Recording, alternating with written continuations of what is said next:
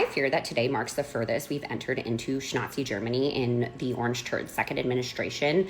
And I feel like not enough people are talking about it on this app. And it's extremely concerning to me for two reasons. But in case you haven't heard, the Supreme Court ruled 6-3 today, saying that you can, in fact, stop anybody and temporarily detain them for having brown skin, for speaking Spanish, for looking like they're Latino at a car wash, or for basically any reason you want. You can temporarily detain them while you figure out if they're legal or not.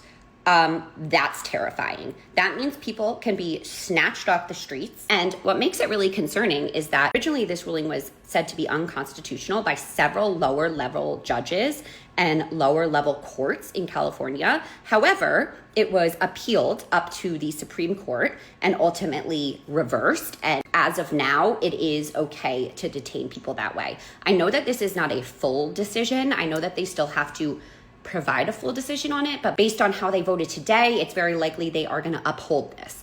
I'm not a lawyer. I do encourage you to go watch someone like Rachel Cohen's video on this, because she is a lawyer and she knows a lot more about like the logistics, legal stuff about it than I do. And then I think the second thing that really concerns me about this is I think it sets a precedence for all of the wins we have had against the Trump administration in lower level courts, because I think it sets the precedence that if they were able to do that for this particular case, right, bring it all the way up until it reached the Supreme Court, and then the extremely MAGA-based Supreme Court ruled in his favor, is that going to keep happening?